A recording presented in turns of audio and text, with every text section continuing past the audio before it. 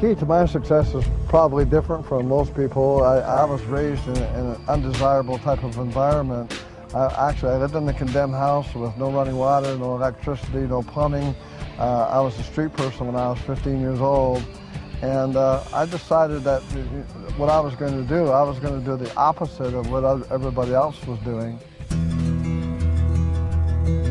Sometimes we talk about diseases, we talk about AIDS, we talk about heart disease, we talk about cancer. I believe strongly those are not the killing diseases. I believe the killing diseases are called hardening of the attitudes. It's called stinking thinking. So sometimes I think we just need a checkup from the neck up. I think in order to have more, we must become more. I think in order for things to change, we must change. I tell people, never be bitter, always be better. Never be a worrier, always be a warrior.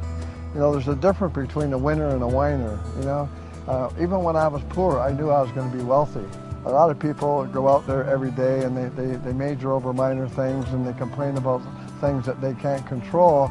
And what happens is that when I go out there every day, I just want to hit a home run. But the key is I decided many years ago that no matter what I touch, whether it be a business opportunity or a person, I was going to make that person or opportunity better than when I found it.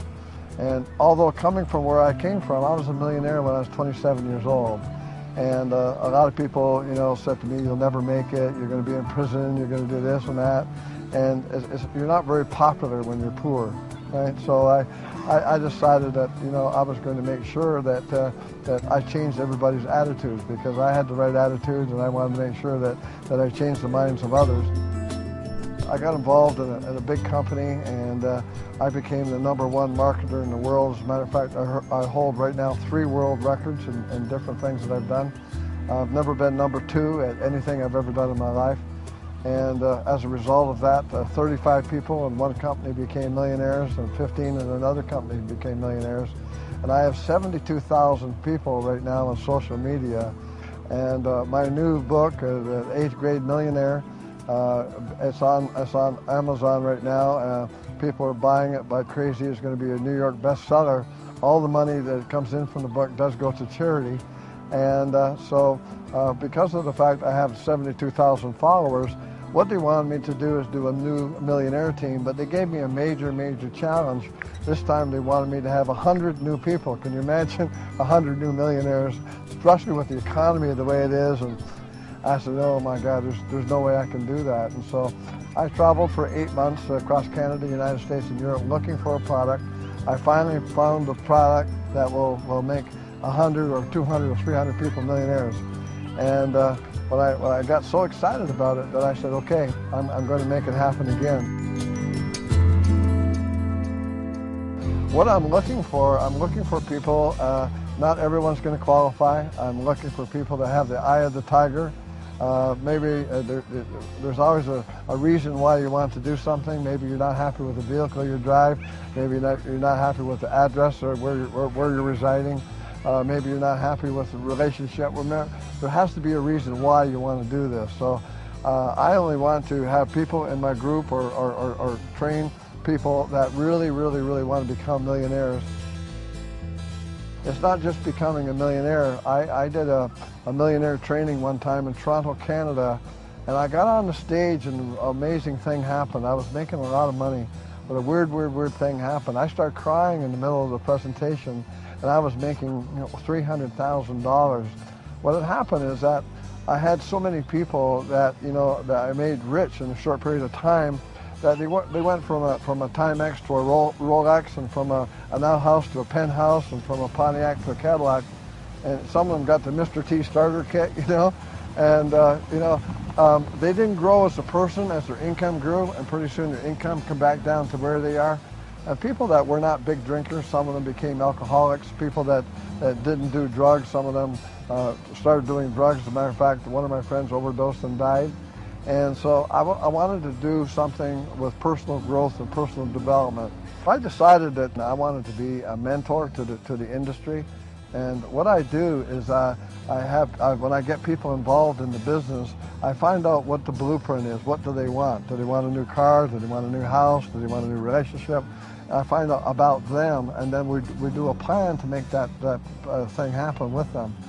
I do all the work for you. You basically, you don't have to quit your job. You don't have to do any of those things. You can remain doing what you're doing, and I will work with you and guide you through the process. But 80% of the people that Google me get involved in the business, and I sign them up under you. I physically do not sign people up under me.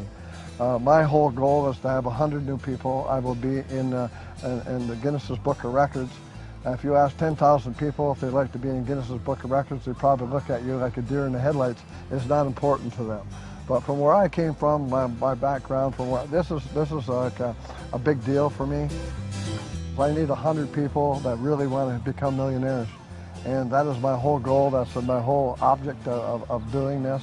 And I can tell you that you will never find a better mentor that is more on your team than I will be. And again, I don't want thousands of people. I only want 100 people that really, really, really is excited about changing their life and changing the life of others.